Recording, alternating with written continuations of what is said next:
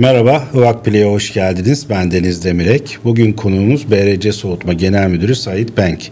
Sait Bey merhaba, hoş geldin. Hoş bulduk abi. Nasılsın? İyiyim, sağ olun, sizler. Sağ ol, bizler de iyiyiz. Sen uzun yıllardır Türk hıvak sektöründe farklı firmalarda görev yaptın ama şu anda kendi firmanın yöneticisi olarak görev yapmaktasın. Seni daha yakından tanımak istiyoruz aslında biz. Kaç yılında nerede doğdun? Nasıl bir çocukluğun vardı? Öncelikle davetiniz için teşekkür ederim Deniz Bey. Ben 1982 yılında Kayseri'de doğdum. 18 yaşına kadar, yani üniversiteye kadar Kayseri'de yaşadım. 5 kardeşli bir ailenin çocuğuyum. 5 kardeşiz yani. Ben tam ortancıyım yani, 3 numara. Yine ilkokul, ortaokul ve liseyi Kayseri'de okudum. Üniversitede de Marmara Üniversitesi Makine Mühendisliği bölümünü kazanarak İstanbul'a geldim. Üniversiteye kadar öğrenci hayatı nasıl geçti? Lise, ilkokul? Yani genel itibariyle başarılı bir öğrenciydim, öyle diyeyim. Bizim zamanımızda şeyler vardı, yani ortaokul kısmında Anadolu liseleri vardı. Şu an artık onlar yok ama Anadolu liseleri vardı. İlkokul bitince Anadolu Lisesi sınavında Anadolu Lisesi'ni kazandım. Ortaokul Anadolu Lisesi, liseyi de Fen Lisesi'nde okudum. Lisede işte Fen Lisesi sınavları vardı. Liseyi de Fen Lisesi'nde okudum. Dolayısıyla sayısalcıydım zaten. Lisenin son üniversite sınavlarına girdim.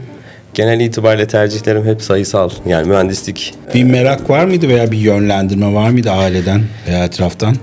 Yani açıkçası ailemden çok bir yönlendirme yoktu. Ama hep arkadaş çevremiz, hep fen liseli olduğu için herkesin aynen sayısalcılar hep böyle bir, herkesin bir mühendislik, işte fen bilimleri ya da işte eşit ağırlıktan işte işletme fakülteleri falan. Aslında önümde abim bir rol modeldi. Abim çünkü Ankara Üniversitesi İşletme Fakültesi mezunuydu, yani mülkiye mezunuydu. Bizim ülkede de mülkiyelilerin böyle iyi bir konumu vardır açıkçası. Evet. Ben de aslında tercihlerim arasında mülkiye vardı. Yani üniversite sınavından sonra tercihlerim arasında Ankara Üniversitesi İşletme vardı. Hatta tercihlerimde ben şöyle söyleyeyim, biraz da ilginçtir tabii. Son gün ben tercihlerimi yaptım, üniversite tercihlerimi. Yattım böyle, ertesi gün vereceğim. Formu vereceğim. 7. sırada vardı benim tercihimde, Ankara Üniversitesi İşletme. 8. sırada da Marmara Üniversitesi Mühendislik Fakültesi, işte makine mühendisliği vardı. Gece bir saat böyle 2'de bir anda bir uyandım, böyle gittim salona sildim. 7. sıraya Marmara Üniversitesi'ni aldım, 8'e Ankara Üniversitesi İşletmeyi aldım ve geceki yer değiştirmemle Mühendislik Fakültesine geldim. Peki İstanbul, Kayseri'den geldin büyük bir şehre, adaptasyon rahat oldu mu? Zorluk çekti. Yani açıkçası ilk sene biraz zorlandım. Yani biraz da şöyle, hani babamın da, yani ailemin de maddi durum çok iyi değildi. Dolayısıyla İstanbul'a ilk geldiğimde zorlandığımı söylemeliyim. Yani hem maddi olarak hem de biraz tabii yeni ortam, yeni biraz zorlandığımı söylemeliyim. Ama sonrasında işte yine Kayseri'den lise ve ortaokul arkadaşlarım buraya geldi. Onlarla beraber ev tuttuk falan. Bir uyum oldu. Bir uyum sağladık aynen. Peki üniversite yılları nasıl geçti? Vallahi üniversite yılları keyifliydi. Şöyle söyleyeyim, biz tabii çocukluk arkadaşlarımla beraber ev tuttuk, kaldık. Mühendislik Fakültesi'nin arkadaşı. Yani bayağı keyifli bir öğrencilik hayatı geçirdiğimi söylemeliyim. Keza ben üniversiteyi kazandığımda, İstanbul'u kazandığımda babam bana biraz kızmıştı.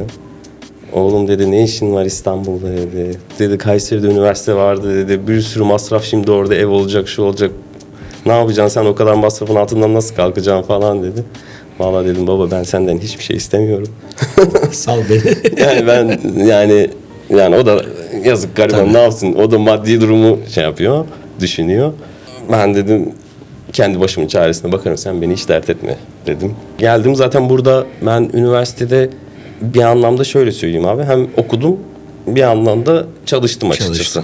Çalışma hayatına erken yaşta başladım. Biraz erken başladığımı söyleyebilirim. Çünkü hayat şartları biraz onu zorladı yani. İşte bu öğrenim bursları bilmem ne falan, oradan da destek aldın. Tabii burslardan da destek aldım. İşte alışveriş merkezlerinde işte bu çarşı mağazaları vardı. Şimdi Boyner oldu. Oralarda işte şeylerde çalıştım. İşte satış temsilcileri. Aynen, satış temsilcileri olarak çalıştım. Biraz de bizim sektöre de açıkçası ben erken atıldığımı da söylemeliyim. Yani üniversiteden mezun olduktan sonra atılmadım. Öncesinde ben 3. sınıftayken sistem yerinde çalışmaya başladım. Yani staj daha değil öğrenciyken. ama. Staj mı? Staj çünkü... Ya onun hikayesi biraz tabii enteresan. Yani biraz enteresan. Yani şöyle söyleyeyim, belki programı izleyen mühendis arkadaşlar olur.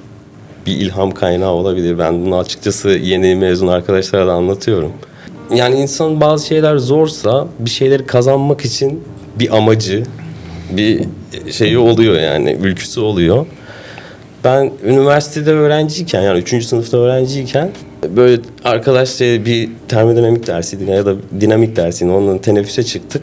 Böyle bizim reklam panosunda, yani üniversitenin panosunda şey vardı, bir ilan vardı böyle, Systemair işte şey arıyor.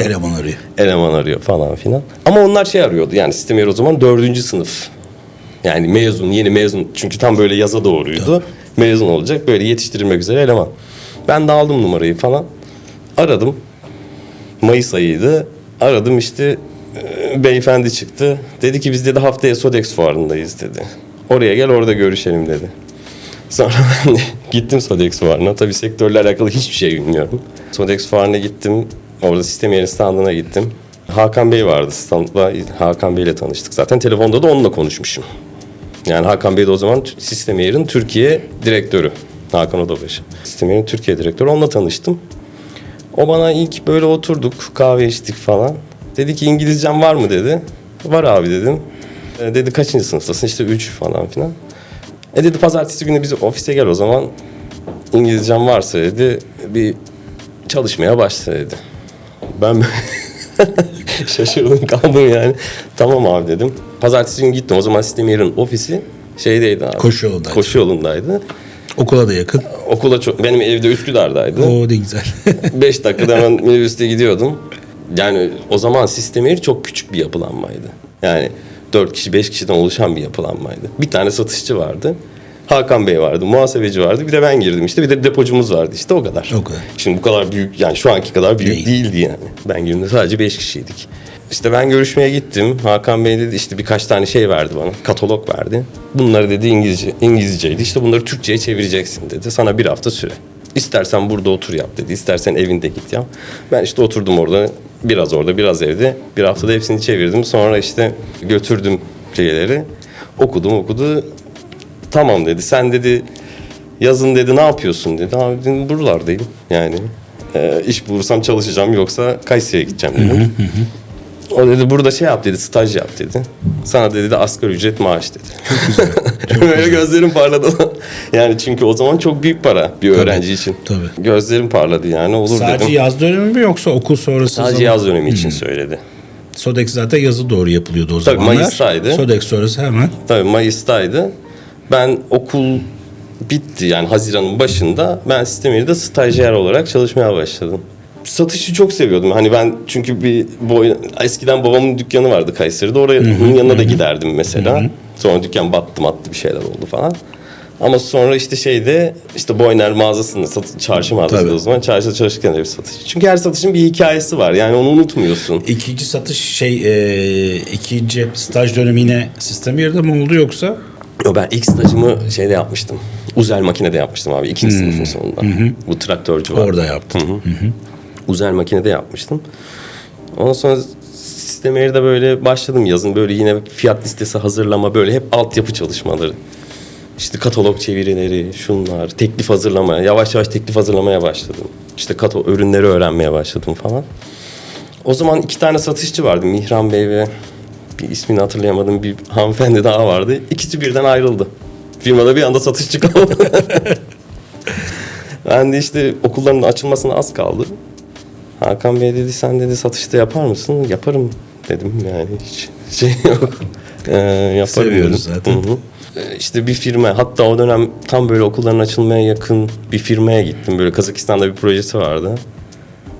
Hakan Bey de herhalde beni eğitmek için sağ olsun yani, kendisi gelmedi, sen git dedi. Yani işte gittim adamla görüştük falan filan. O zaman da DFD Mühendislik diye bir firma. O zaman da işte orada yaklaşık 25-30 bin euroluk paketli fanları sattım, çıktım. Hakan Bey şaşırdı böyle, geldim ofise, ya dedi nasıl yaptın? Yani sevindi o da, yani hani bir şey olduğunu gördü.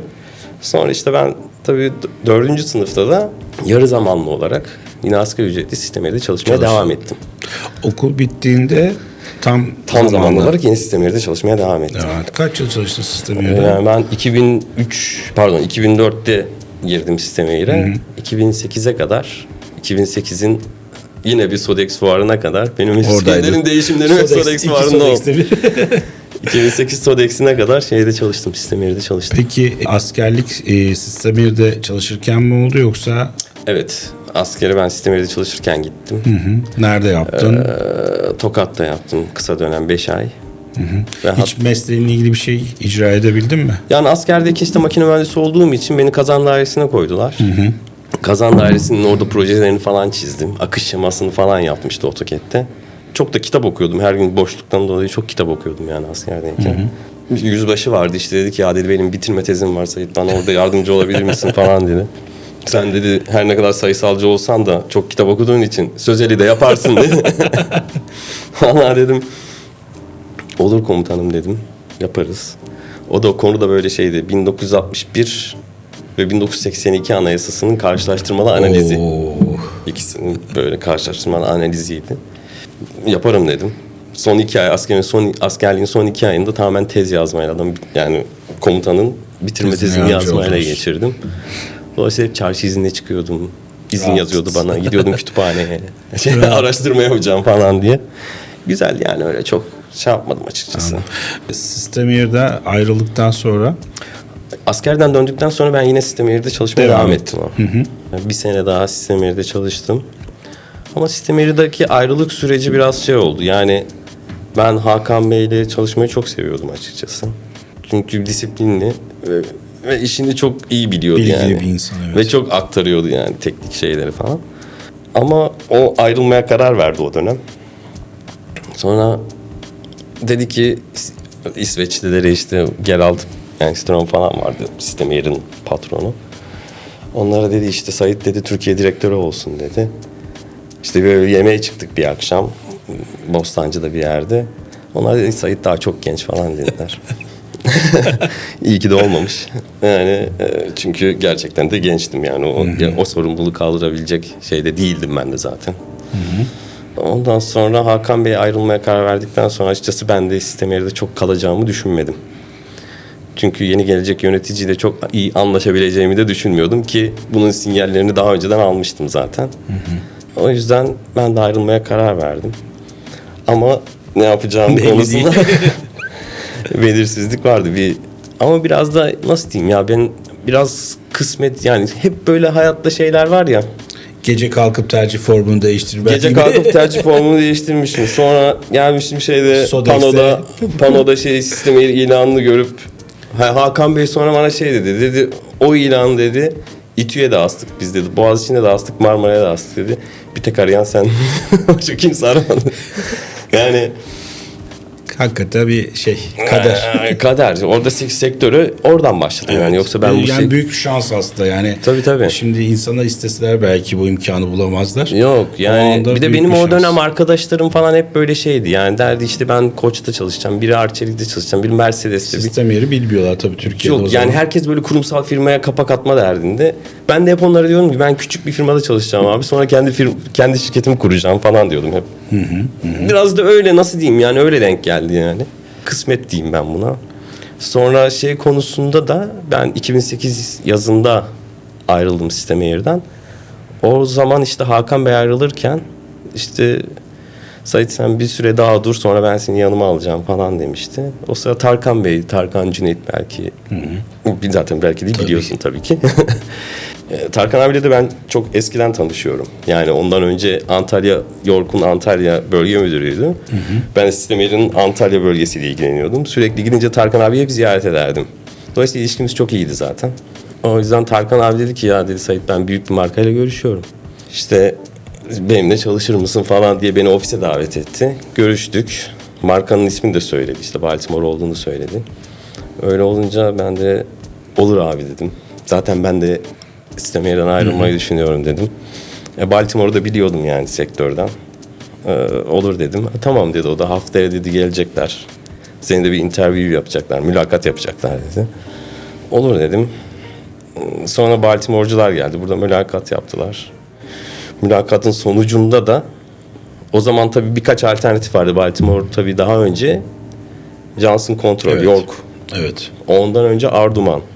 Türkiye'de. Bayağı uzun yıllardır Türkiye'de distribütörlüğünü yapmış. Arduman zamanında çok başarılıymış. Ama Arduman'dan sonra Johnson Control York zamanında Baltimore biraz düşmüş satışları Türkiye'de. Biraz değil, bayağı düşmüş. ilgilenen olmamış sanki. Yani ilgi eksikliğinde. Çünkü çok fazla ürün Marka var tabii. York'ta. Dolayısıyla Baltimore orada biraz geri planda kalmış. Tabii rakip firma bayağı domine etmiş pazarı. Öyle olunca Baltimore demiş ki küçük bir firma olsun, sadece Baltimore olsun ve bayrağı o taşısın mantığıyla. Birkaç alternatif varmış aslında. Ama Tarkan abi ve ben orada biraz ön plana çıktık. Çünkü Tarkan abinin orada zaten Baltimore'u tanıyordu, biliyordu. York zamanından herkesi tanıyordu. Orada bir şey sormak istiyorsun. Tüm mühendislik eğitimi aldın sonuçta ve sayısalcı bir yapım var. Sistem yeri havalandırma aksesuarları ve cihazları vardı. Baltimore soğutma, bir de soğutmanın da niş bir alanı aslında. Tabii, hiç acaba oldu mu, yapabilir miyim soğutmayı bilmiyorum, daha önce tecrübem yok falan. Hiç acaba olmadı. Şöyle olmadı. Ben termodinamiği çok seviyordum zaten okuldayken de. Notlarım A falandı. Hep termodinamikte. Diğerleri çok kötüydü ama. Dinamiğim falan çok kötüydü. Tam tersi olur. Termodinamiğim çok iyiydi ama diğer derslerim kötüydü. Acaba olmadı. Ama şöyle söyleyeyim. Başladığım zaman bütün soğutma kitaplarını falan, soğutma çevrimlerini falan tabii tekrardan hepsini okudum, yaptım. Çalıştım yani, derse tekrar çalıştım. Sektörü de yani açıkçası sistem yeri bana kattığı en büyük şey sektördeki bütün oyuncuları, bütün herkesi yani inanılmaz bir çevre ediniyorsun. Çünkü her projede fan var. Karşılaşıyorsun. Öyle olunca da herkesi tanıyorsun. Çevren çok gelişiyor yani. Peki Tarkan abiyle kaç yıl çalıştın? Tarkan abiyle 2,5 yıl çalıştım. 2008'in yazından 2011'in ocağına kadar çalıştık beraber. Yani güzel de bir dönem oldu. Böyle ikimizdik. Yani sadece böyle bir kader yoldaşlığı gibi oldu. Ama biraz tabii o dönem Baltimore daha yeni başlandığından dolayı tam böyle hani bu işten nasıl daha fazla kâr edilir, nasıl para kazanılırı daha yeni öğrenmeye başladığımız için biraz böyle karlılık, marjlar noktasında biraz kaldık ama Baltimore'u Türkiye'de geliştirdik yani. Bayağı bir satışlar arttı, cirolar arttı. York zamanında X satış yapılırken biz aldığımız zaman bu 7X, 8X'lere çıktı. Bayağı yani olması gereken noktaya en azından ulaştı. Tabii. Ya biraz da Tarkan abi de dedi yani Kule'yle daha çok ben ilgileniyordum zaten. O son patronlarla görüşmeye falan geliyordu. Sektörünü zaten tanıyordu. Ben proje dizayn firmalarıyla dizaynlara bakıyordum. Yani biraz alt tarafı ben hallediyordum. Üst tarafla Tarkan abi. Peki BRC Soğutma nasıl kuruldu? Yani onun hikayesi de biraz o da kısmet diyeyim abi ya. Tamamen nasip. Yani şöyle tabii nasip derken yani her şey şansla kısmet arasındaki fark gerçekten çok. Çünkü tabii kısmette vardır. Belli bir çalışma özveri vardır. Sonunda doğru zamanda doğru yerde olursun ve kısmetini yakalarsın. Ama şans tamamen direkt şanstır yani. Ama ben kendi hikayemi şans olarak değil de daha çok kısmet olarak, yani daha çok değil de tamamen kısmet olarak değerlendiriyorum. Çünkü çok emek sarf ettim. Yani sistem yerinde de çok çalıştık. Bütün sektörü tanıdık neredeyse. Baltimore'a geçtim. Tarkan abinin yanında gerçekten büyük özveriyle çalıştım. Tarkan abi biraz Baltimore'da işte bu karlılıkların düşük olmasından dolayı o zaman da Türkiye ile ilgilenen satış müdürü vardı Herve Bey. Herve Siyokka. Şimdi Evapco'nun managing director'ı oldu. Rakibe geçti. Onunla çok takışırdı mesela. Yani o yüzden ben çok yapardı yani tartışırlardı. İyi polis, kötü polis. Tartışırlardı. Tarkan arada böyle gelirdi ya dedi ben bırakacağım bunları falan böyle yapardı. Ki zaten o gün de geldi çattı açıkçası. Ben çok ikna etmeye çalıştım Tarkan abi çünkü yine sistem yerdeki hikayenin aynısından karşılaşacağımı düşündüm. Yani şimdi Tarkan abi giderse olmaz. Bu sefer Baltimore der ki yapar. Başka birine verelim distribütör. Ben de o başka biriyle çünkü Tarkan abiyle çalışabiliyordum. Tabii. Gayet serbest kendi firmam gibi çalışabiliyordum. Ama şimdi başka firmaya geçecek. O başka firma beni kabul edecek mi? Yani ne olacak? Tekrardan dejavu yaşayacağız. O gerek yok. Yani yine Baltimore aynen sistem yerinin dediği gibi ya Sait daha hala çok genç. O zaman da 28 yaşındaydım sonuçta. Sait hala çok genç. O bu sorumluluğu karşılayamaz falan filan der mi? Tarkan abiyle konuştum bunları. Dedim abi sen hiç ilgilenme. Ben Baltimore'u yürütürüm. Sen başka işleri şey yaparsın. Yürütürüz beraber dedim yani. Ama o biraz şey yaptı ya dedi. Yok dedi ben dedi istemiyorum falan dedi. Peki dedim abi. Sen bilirsin. Öyle olunca da işte Baltimore'da burada o zaman arada bu konular gidip gelirken beni aradılar. Hani Sait seninle devam etmek istiyoruz. Tarkan abi de tabii bu konuda sağ olsun çok dedi. Önümü açtı yani açıkçası. O da biraz dedi. Sait devam edebilir falan dedi yani. Baltimore'da. Kaç yılında kuruldu Baltimore? BRC Soğutma, özür dilerim. Ben 2011'in Ocak ayında kurdum abi şirketi. 15 yıl. Tabii. 2011 Ocak. Şu an tam 15 yıl oldu. Tek başımaydım o zaman. Ve sıfırdan kurdum. Yani şirketi kurduktan sonra Baltimore beni işte Belçika'ya çağırdı. Sözleşme imzalamak için. Biletimi aldım ama o zaman cebimde 5 kuruş para. Yine öyle sıfır. Gittik işte Belçika'ya. Sözleşme imzaladık, döndük. Yani öyle serüven başladı açıkçası. Peki şu an Türkiye'de BRC Soğutma olarak neler yapıyorsunuz? Vallahi şöyle söyleyeyim. Biz tabii başladığımda ben tek başladım. Sonra ekibi yavaş yavaş büyüttük. Açıkçası biz o dönem başladıktan sonra tabii Baltimore çok iyi marka. Yani globalde soğutma kulesi anlamında dünyanın en büyük firması.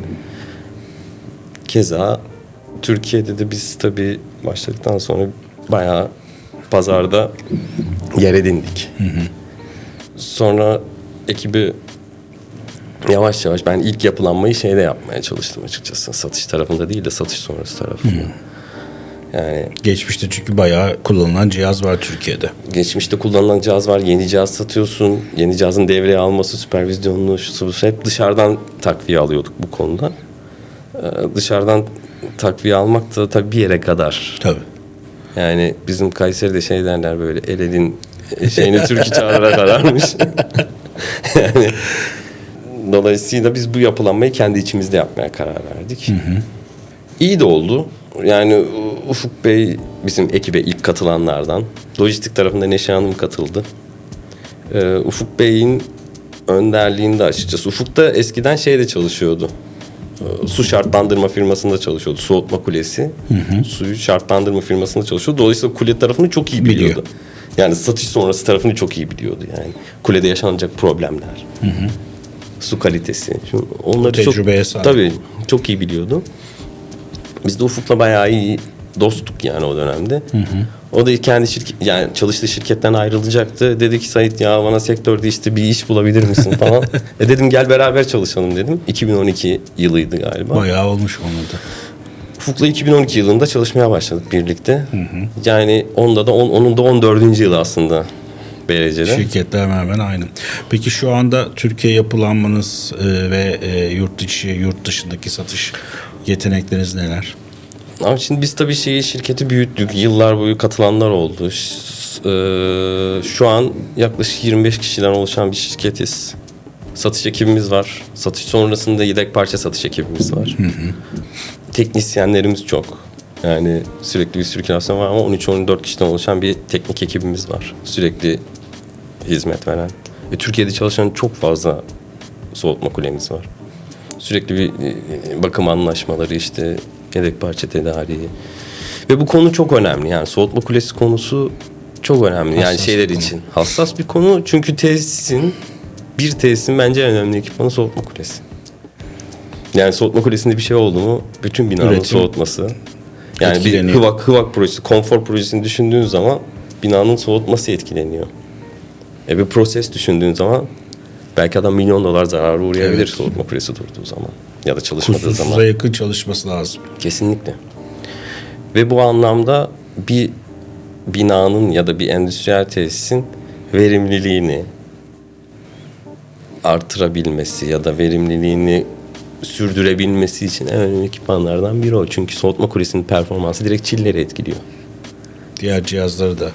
Direkt çilleri etkiliyor. Çiller zaten en çok elektriği tüketen, kompresörü çok ciddi elektrik tüketen bir ekipman. Yani soğutma kulesinden yeterli miktarda soğutulmuş suyu veremezsen çillerin COP'si 6 COP diye seçtiğin çiller 4 COP'lere düşebilir. Verim düştüğü yani zaman verim da düşebilir yani. Performans. Tabii. Bu da çok ciddi işletmeye elektrik tüketimi, elektrik kaybı olarak geri dönebilir. O yüzden soğutma kulesi yani güzel bir alan, kaliteden taviz verilemeyecek bir alan. Müşteri kitlesi bunun farkında mı? Yani şöyle söyleyeyim, son kullanıcı olarak ya müteahhit firmalar da farkında. Onlar da çünkü yaşadığı problemle. Ya müteahhit firmalar sonuçta iyi marka kullanmak istiyorlar da zaten. Son kullanıcılar zaten kendi tesisinde iyi makine görmek ister uzun süre kullanma adına. Genel itibariyle ben şöyle söyleyeyim ama ben yani havalandırma tarafında çok fazla rekabet ve ürün çeşitliliği çok olduğu için oralarda biraz olabilir. Ama kule işinde. Soğutma kulesi işinde daha yani su tarafı biraz daha insanları korkutuyor diyebilirim yani. O yüzden su tarafı biraz daha sofistike yani çünkü su tarafında korozyon var, verimlilik var yani bayağı böyle göz ardı edilmeyecek riskler var. Tabii riskler var yani. Peki, o yüzden. BRC Soğut olarak tek Baltimore yok. Başka markanız da var diye biliyorum ben. Biz tabii Baltimore'la başladık. Ben tabii ilk başladığımda hatta daha öncesinde de gözümde bir yandan hep absorsiyonlu çillerdeydi. Yani absorsiyonlu çiller böyle tam birbirini tamamlayan ekipman. Yani soğutma kulesiyle absorsiyonlu çiller birbirini tamamlayan ekipman. Ve orada da markamı belirlemiştim aslında. Shuangliang'ı 2010 yılından beri, 2011 yılından beri takip ediyorum. İlk siz de Türkiye pazarına girdi o marka değil mi? Hayır. Var mıydı? O zaman Johnson Control satıyordu. Onda mı? O da Johnson. O da mı pek ilgisizdi o zaman? Tabii. Yani Şahin Bey vardı. O ilgileniyordu biraz ama o zaman da Broad markası vardı. O bayağı Türkiye'de pazarı domine ediyordu açıkçası. Ama Shuangliang da globalde pazar lideri bir firma yani. Büyük bir firma. Ben de açıkçası onları kovalıyordum biraz. Shuangliang'ı kovalıyordum. Çünkü çok iyi marka. Büyük marka. 2015 yılında o dönem projeleri vardı. Şehir hastaneleri projelerin pik yaptığı dönemler. Biz de böyle soğutma kulesi satıyorduk tabii. Baltimore. Bayağı da yapıyordu. Bir de şehir hastanelerinde trijenerasyon sistemi kurma zorunluluğu vardı. Trijenerasyon sisteminde de gaz motoru, absorsiyonlu çiller ve absorpsiyon çilleri soğutan soğutma kuleleri alınıyordu. O dönem Borusan Bilkent Hastanesi için bunları Tabii ki. Bilkent Hastanesi için soğutma kulesi alacaktı. Ben de Borusan'la görüşmeye gittim. Soğutma kulesini satmadım. Çünkü Hıvak kulelerini biz satmıştık Alarko'yla paket olarak. Borusan'da görüşmeye gittiğimde onlar dediler ki dediler böyle Shuangliang dedi Johnson'la arayış içerisindeymiş falan filan. Ne güzel. Ben de hemen döndüm ofise hemen Shuangliang'a mail attım. Dedim biz Baltimore'un Türkiye distribütörüz şöyle böyle falan. Onlar da hemen döndüler zaten. Bir de o dönem Borusan'da satın almada çalışan Okan diye bir arkadaşımız vardı. Okan Dere. O da İstanbul Teknik Üniversitesi Makine Mühendisliği mezunu. O da 10 yıldır bizim ekibimizde. O görüşmede ben Okan'a açıkçası hem Shuangliang'a hem Okan'a biraz kafamda oturttum yani. Öyle diyeyim. Döndükten sonra Shuangliang'a mail attım. Sonra da Okan'ı aradım. Okan dedim bir görüşebilir miyiz? Çünkü o satın alma tarafındaydı. Hani satışçıların şeyini de biliyor. Bir de tekniği çok kuvvetliydi yani. De biliyor absorpsiyonun bütün sistemi. Çünkü absorpsiyon çillerde sadece ürünü bilmenin bir anlamı yok. Bütün sistemi biliyor olman lazım. Ne kadar gaz motorundan ne kadar atık ısı ne kadar debide gelecek o sıcak sulumu olacak gaz sıradan bir satın almacı olmazdı. Sıradan yani sistemi biliyor. Evet. Borusan'da çalıştığı için trijenerasyon sistemini falan biliyor. Dolayısıyla Okan'a böyle bir teklifte bulundum. O da zaten satışa geçmek istiyormuş. Kabul etti. Yani. Kabul etti. Shuangliang'la da başladık. Shuangliang'la başlar başlamaz zaten ilk satışı da yaptık. MTU, Rolls-Royce'un burada Türkiye yine kojenerasyon işi. Evet onlar Ankamol'u yapıyorlardı. Ankamol'un dönüşümünü. trijenerasyon sistemi kuruyorlardı. İlk 3 tane absorpsiyon içinler onlara sattık. Sonra Çinliler atladılar. Çin'den gel şaşırdılar böyle. Çünkü çok bir satışları da şey olmadığı için. Geldiler. Sonra onlarla anlaştık. 2016 yılından beri hem Baltimore hem Shuangliang devam ediyor. Biz tabii yıllar içerisinde bunları da geliştirdik abi. Şöyle diyeyim, yani hep işte kuleye otomasyon panosu, blöf otomasyon sistemi, işte filtrasyon sistemi, hep böyle sistemin verimliliğini artıracak ekipmanlar ekleyerek devam ettik yani. Absorpsiyon çiller tarafında teknik servis ekibi kurduk. Yani bu yatırımları absorpsiyon çil, mesela normal çiller pazarı çok büyüktür, elektrikli çiller, ama absorpsiyon çiller pazarı bizim başladığımız dönemde yılda 20-25 cihaz anca satılıyordu. O belki 30, yani şehir hastaneleri olduğu için büyük bir proje gerektiriyor. 30 cihaz falan satılıyordu ama şu an hiç absorpsiyon çiller projesi Türkiye'de yok. Çünkü trijenerasyon sistemler artık çok feasible değil yani. Değil. Doğalgaz fiyatları yüksek, elektrik fiyatları biraz daha nispeten daha uygun olduğu için girmiyor o kulvarı. Trijenerasyon şu an Türkiye'de yapılmıyor. Çünkü feasible değil. Dolayısıyla absorpsiyon çiller pazarı şu an Türkiye'de çok yok yani. Ama biz yine de şey yaptık yani, şu an hali hazırda 4 kişiden oluşan teknik servis ekibimiz var ki hiçbir absorpsiyon çiller firmasının böyle bir yatırımı yoktur yani. Yok. Ve Türkiye'de biz şu an şeyiz. Yani absorpsiyon çillerden değil mi? Biz konuşuluyor. Biz gireriz yani o şeye. 2025 yılı nasıl geçti? İyi. Yani güzel geçti abi. Peki 2026 ve sonrasında yenilikler olacak mı firmada?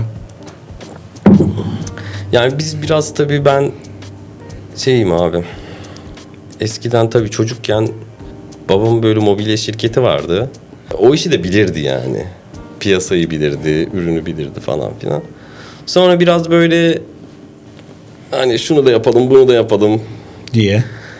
İşte kumaş satalım, onu yapalım, bunu yapalım derken bilmediğin işe girdiğin anda işte yok plastik enjeksiyon makinesi alalım, onu yapalım, bunu yapalım falan derken elde avuçta hiçbir şey kalmıyor. Dolayısıyla ben biraz ondan örnek alarak, yani babamın o şeyi, daha temkinlisin. Yani çok bilmediğim işe girmek istemiyorum abi. Yani yoksa bana işte yok çiller distribütörlüğü, işte bir sürü çiller firması zamanında işte size şey verelim. Biz de sat. Pompa firmaları. Burada marka vermekte de bir şey yok. Yani Armstrong mesela kaç kere bir senedir sürekli işte bizde işte ya hani bilmediğin alana girdiğin zaman biraz böyle oradaki çok dinamikleri çok böyle şey yapamayabilirsin yani kestiremeyebilirsin. Orada da kayıp, yani o yüzden ben hep hani birbirini tamamlayan soğutma kulesi, absorpsiyon çilleri de zaten şeydi. Onlar birbirini tamamlayan. Şimdi elektrikli çillere girsem bu sefer biz Alarko partneriz, Johnson Control'le partneriz. Şimdi onlarla rakip mi olacağız yani? Çok saçma. Böyle.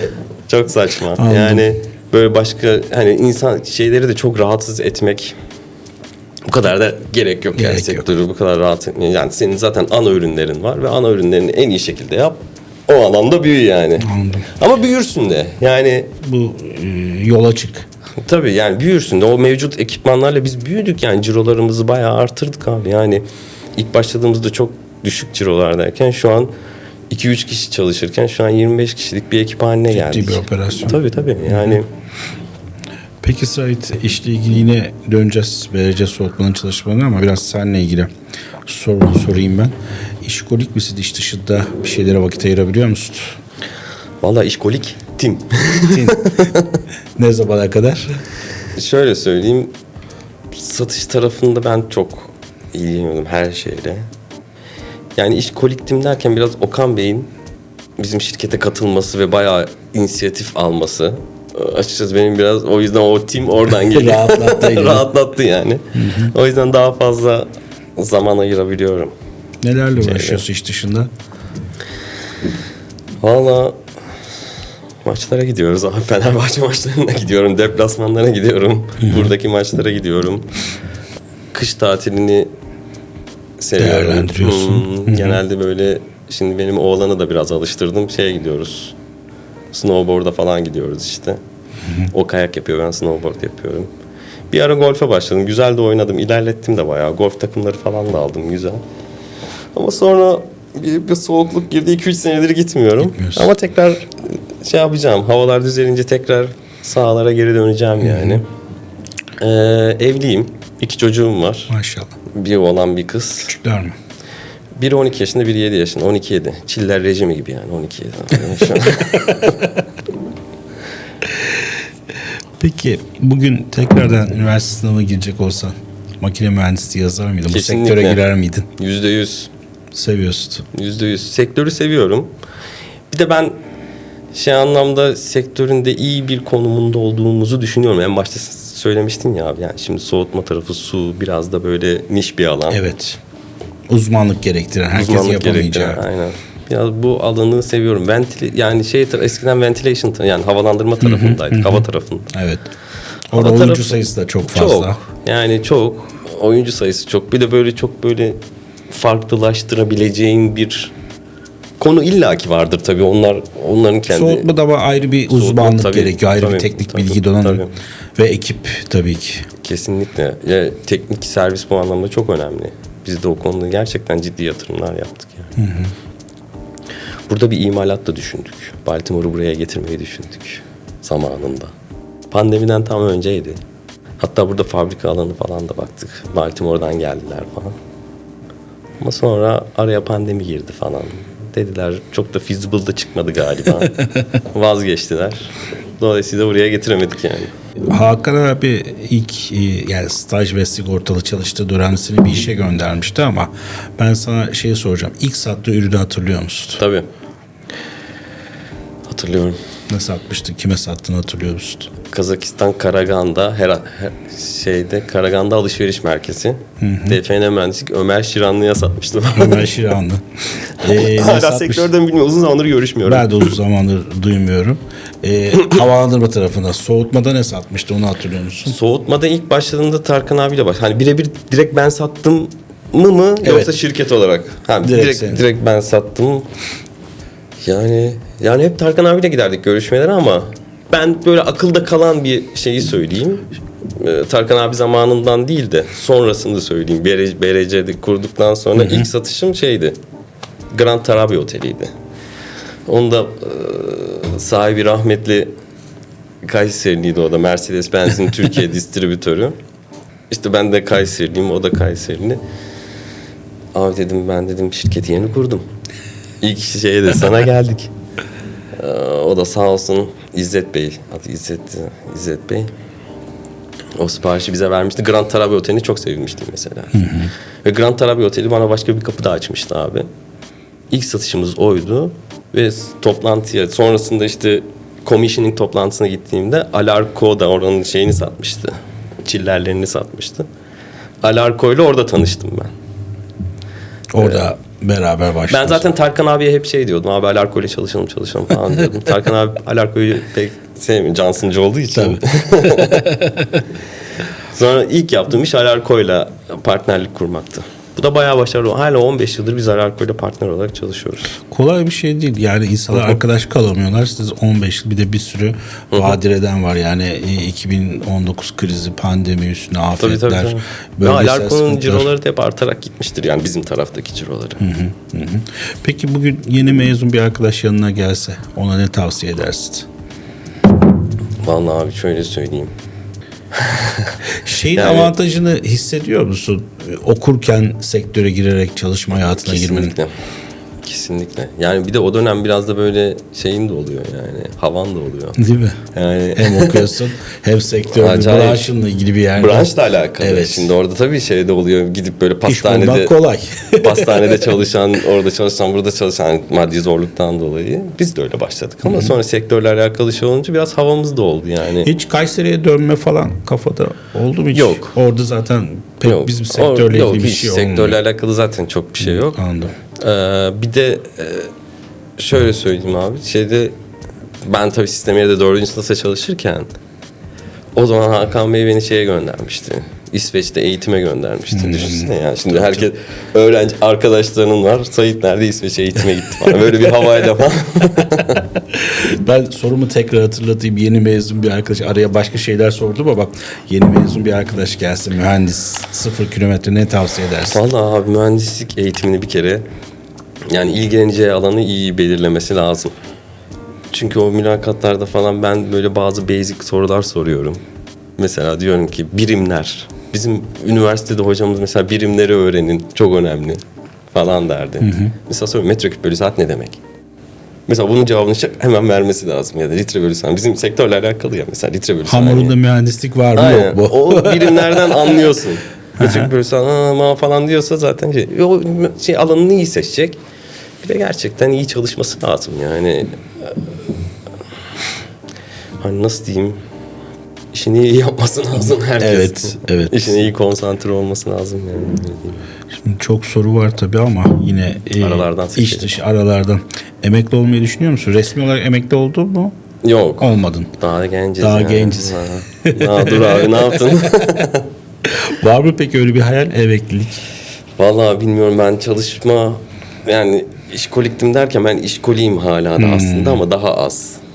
Biraz frenliyoruz. Tabii daha az bir işkoliyim. Yani iş dışında bilmiyorum, emekli olmam herhalde ya. Devam ederim hep. Yani mümkün olduğunca devam ederim diye düşünüyorum. Peki bir sihirli bir değneğe sahip olsan bu sektörün neyi değiştirmek istersin? Güzel soru. Güzel soru. Yani aslında bizim sektör kalite anlayışı var. Var. Ama uygulamıyor dermiş. Ya şöyle söyleyeyim, biz sektöre ilk başladığım, yani soğutma kulesi tarafına ilk başladığımızda biraz daha böyle çok dikkat ediliyordu bazı şeylere. O dönem işte mekanik müteahhitler falan satın alımları yapıyordu, ana ekipmanların falan. Aynı dili konuşabiliyorduk. Sonra biraz böyle tabii ana müteahhit firmalar almaya başladı. Orada biraz şeyler hani ya ucuz olsun. Karar vericiler. Ya ucuz olsun da. Ne olursa olsun. Ne olursa olsun. Öyle olunca da işte bu sefer de hasta binalar ortaya çıkıyor. Açıkçası hasta binada yani en önemli ekipman soğutma kulesi ve çiller olduğu için ve de yani benim tarafımda söylüyorum. Yani illaki kazan, pompa, bunlar da çok önemli. Ucuz olsun da ne olursa olsun mantığını çok değiştirmek isterim açıkçası yani. Çünkü üzülüyorum bir yandan abi. Yani ben açıkçası ticari olarak da bakmıyorum olaya. Çünkü öyle hani böyle çok para kazanınca öyle hırslarım da yok. Benimle çalışan çocuklar da bilir, yani Okan bilir, Ufuk bilir, yani öyle çok para kazanayım diye bir hırsım hiçbir zaman olmadı. Ama hep böyle hep doğruyu yapalım. Düzgün olsun. Mesela bugün bizim kurduğumuz sistemlerle alakalı geriye dönük biz böyle ya bir daha Baltimore'la çalışmayın, böyle şey olmasın. Bunu söylettirmeyelim. Yok. Olmadı da zaten. Çünkü biz hep üstüne titriyoruz. Yani gerekirse para da kaybederiz. Ama sistemlerimiz düzgün çalışsın. Müşteriler mutlu olsun. Kullanıcılar mutlu olsun.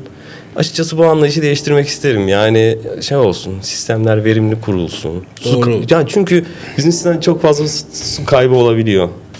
Enerji kaybı olabiliyor. Biliyorsun yeni dönemde Çok önemli. çok önemli. Yani su da çok önemli. Enerji de, karbon salınımı çok önemli. Özellikle bizim şeylerde. Dolayısıyla bu anlayışı değiştirmek çok isterim. Peki bu çok zor bir soru olacak senin için. Bir akşam yemeğine çıkacak olsan sektörden götüreceğin 3 kişi kim olurdu? O Tarkan abi kesin al. Kesin. Ama Tarkan abi uzakta şimdi. Yani Evet. Amerika'da. Zühtü Bey. Zühtü falan. Gerçekten çok, çok hoş sohbet bir Eğlencelidir, insan. evet. Çok. Yani sektör dışı da çok güzel sohbet edebiliyoruz. Evet. Kendisi sohbetimizde iyidir yani. Bir de şimdi artık biraz geri duruyor ama GM'den mühendislikten Serhan Bey var. Serhan Bey'le de yani onunla beraber bir kere Barcelona'ya falan gittik. O buz depolama tankları bir tesis vardı, onu görmeye gittik falan. Bayağı güzel kültürel sohbetler yapıyoruz kendisiyle. Evet. Peki çalışma hayatında şimdi tabii her zaman eğlenceli anlar olmuyor. Zor zamanlar, stresli zamanlarda oluyordur. Hele Çok. sizin işinizde daha fazla. Bu stresli süreçler eve yansıyor mu yoksa ofiste Vallahi bırakıyor ilk musunuz? başladığım zamanlarda çok stresli zamanlar yaşadım ya. Hatta dudağımda böyle kocaman uçuklar falan çıktığı dönemler de oldu. Hele bir dönem vardı, yani 2013 yılıydı galiba. Böyle 3 tane büyük projenin böyle satın alımı yapılıyordu. Biri Öztürk Alışveriş Merkezi karşıda. Bir tanesi Aselsan Ankara'da. Bir de burada şey vardı işte, Perpa var ya. Perpa'nın sistemini değiştiriyorlardı. Orada Bayağı soğutma büyük kulesi. projeler. Üçü de aynı anda. Ben böyle nasıl böyle stresler, inanılmaz. Yani korkunç. Yani böyle onu yapıyorsun, bunu yapıyorsun falan filan. O dönem bayağı streslenmiştim yani. Bir de İşte onu da eve yansıttığım zamanlar oldu çok tabii. İlk başlarda ama. Yani sonra yavaş yavaş yani tecrübe kazandıkça eskiden böyle bir günde çözemediğin konuyu şimdi 2 dakikada çözebiliyorsun. Tecrübe tabii. Tecrübe. Peki şey oldu mu mesela BRC kurdun şimdi dedin ya cebimde para yoktu. İsveç'e gittik imzalar için vesaire. Acaba yapmasa mıydım çalışan olarak profesyonel olarak devam etseydim falan? Yok hiç asla. Hiç olmadı. Hiç öyle bir şeyim Bazen olmadı. işte çalışıyor olmak daha avantajlıdır ya. Şu an ben onu da düşünemiyorum açıkçası. Kabus gibi. Vallahi ben çalışamıyorum. Şu an açıkçası ben biraz şirkette de onu kurdum abi. Yani bizim şirkette çalışanlar da kendi şirketi gibi. Yani Ufuk Bey, Okan Bey ve işte Lojistik'te Neşan'ın diğer yedek parça satıcısı arkadaşlar. Herkes aslında kendi firmasında çalışıyor gibi çalışıyor. Yani belli başlı. O motivasyon. O motivasyon var. Bunu Zaten nasıl sağladı peki? dediğim gibi para hırsım yok.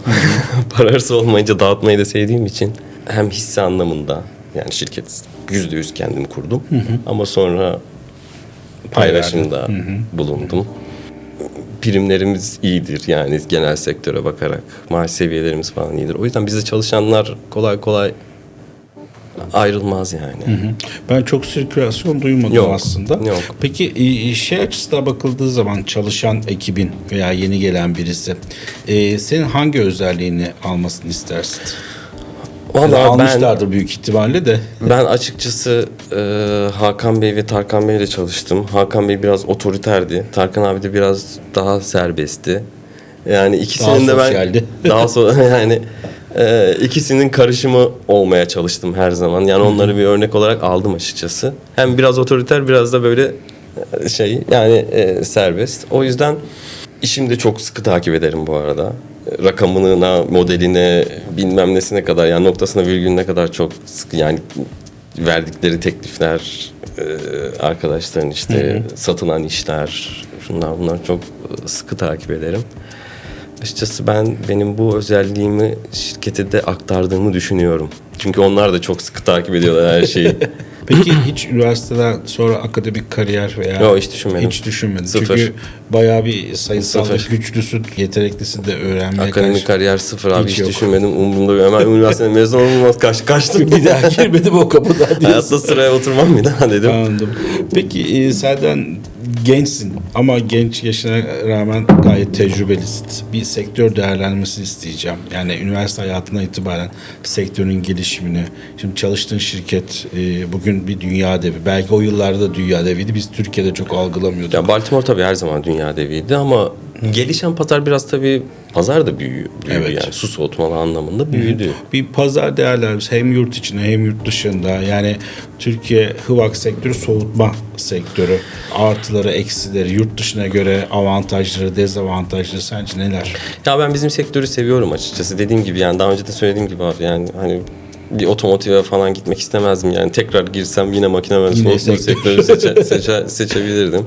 Biraz ben üzülüyorum açıkçası bu sektörü yani seviyorum ama bu sektöre yeni eleman kazandırma noktasında ben sıkıntılar olduğunu düşünüyorum ya. Yani üniversitelerdeki öğrenciler bizim sektörü çok tanımıyorlar, bilmiyorlar. Hep gözler başka yerlerde, başka sektörlerde. Yani ben sektöre yeni elemanlar kazandırılması gerektiğini düşünüyorum. Çünkü pazar büyüyor. Bir de böyle nitelikli elemanlar olması lazım. Evet. Yani iyi mühendisler olması lazım. Ben çok böyle uğraşıyorum da hatta çocuklar da yani böyle alalım, yeni işe eleman alalım, yetiştirelim falan. Yani yeni mezun olsun ya da 1 yıllık, 2 yıllık bir tecrübesi çok körelmesin, körelmeden biz kendi kültürümüzde aynen yetiştirelim. Aktaralım. Şeyi konuşmadık hiç BRC Sodumlak sektörel sivil toplum örgütlerinde üyelikleriniz, komisyonlarda yer alma durumlarınız var mı? Yani bizim sektörün derneklerinde aktif olarak görev alıyoruz. Üyeliğiniz var. İSKİT'te, Türk Tesisat Mühendisleri Derneği'nde. Mümkün olduğunca bütün organizasyonlarına sponsor oluyoruz. Yani sektörü desteklemek için uğraşıyoruz, çaba harcıyoruz. Öyle söyleyeyim. Şeylerle ilgili bir sorumuz var. Fuarlar veya işte bu tek günlük etkinlikler. Bunların sektörel gelişimine katkıda bulunduğunu düşünüyor musunuz? Ben çok hatırlamıyorum sizi fuarlarda ama. Fuarlara 2 kere katıldık. Ya hayatımda da Sodex Fuarı'nın dediğin gibi başta çok önemli etkisi var. Birinde Sistemir'de işe başladım, birinde de Baltimore serüvenim başladı. Sodex fuarlarını çok seviyordum aslında. Mayıs ayında o şey de oluyordu ya CNR'da. Evet. O dönem çok eğlenceli de olurdu yani. O şeylere, sistemin yerinde stand olurdu, giderdik. Evet. Böyle hoş sohbet falan. Biz katıldık açıkçası 2 kere. Sonra çok böyle şey olmadı. Hani o yakalayamadık verimi. Ama şeylere katılıyoruz. Bu tek günlük eventlere katılıyoruz. İSKİ'nin düzenlediği. İklimlendirme Zirvesi'nde vardı. İklimlendirme Zirvesi'nde varız. Şimdi uluslararası markalarla çalışıyorsun, çalışmaya devam ediyorsun. Bu markaları sadece yurt içi, yani yurt dışı değil, yurt içinde de bunların büyüklükleri sence neyle ölçülmeli? Yani cirosal mı, karlılık mı, çalışan sayısı mı, teknolojik altyapısı mı? Valla ben açıkçası Baltimore'u değerlendirdiğim zaman, tabii diğer soğutma kulesi firmalarının da zamanında çok böyle literatürlerini falan incelemişimdir. Biraz böyle biz Baltimore'a ilk başladığımız zaman da Serben Bey'in babası vardı, Kevork Bey. Kevork Bey. İşte Celal Okutan, işte Erdinç Bey. Evet. Bunların hepsini ziyaret etmiştim. Ve onlar hep şey demişti. Hatta Erdinç Bey'in sözünü unutmam, şey demişti. Yani biz eskiden soğutma kulesi demezdik, Baltimore derdik. Yani Selpak gibi bir şeydi derdi. Çünkü tabii, Baltimore'un literatürleri çok geniş. Yani şey anlamda, soğutma kulesi anlamında çok geniş bir literatürü var. Bir kültürü var. Dolayısıyla ben firmanın büyüklüğünü tabii cirosal anlamda, kalite olarak değerlendiririm ama böyle bir geçmişinin olması, bir literatürünün olması, yani bir kökünün olması ona gerçekten bir sürdürülebilirlik, büyüme kazandırdığını düşünüyorum. Biraz buna bakıyorum açıkçası. Çünkü baktığın zaman diğer bütün dünyadaki firmaların, belki Marley de tabii iyi bir firmadır. Evet. Türkiye'de çok iş yapamadı ama Baltimore bu anlamda herkesin takibi, yani bütün kule firmalarının takip ettiği, literatürlerini karıştırdığı bir firma. Kendini çok iyi konumlandırmış. Yani Baltimore buraya geldiği zaman hani hep böyle öncü olmuş yani.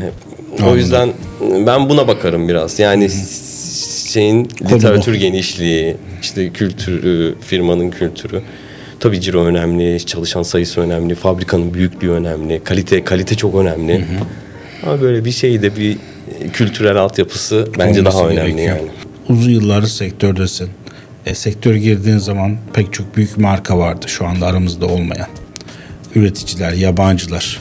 Sence bunlar hangi doğruları yapamadılar, hangi yanlışları yapmakta ısrar ettiler? Vallahi sektörün şeylerini bir örnek üzerinden gitsek, dinamiklerini çok şey yapamadılar ya. Yani biraz sürdürülebilirlik, hani diyoruz ya, o kilit laf, sustainability. Evet. Çok da kullanmayı sevmem ama. Önemli ama. Çok da kullanmayı sevmem. Çünkü herkesin dilinde olan şeyi ben çok kullanmayı sevmem.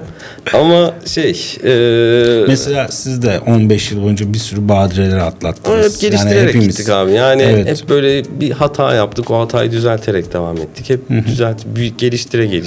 Hep sektörün değil de teknolojinin getirdiği şeylere de uyum sağlaya gittik. Hani nerelerde sıkıntı yaşanıyor? Su tarafında gerçekten insanlar çok bilmiyorlar yani.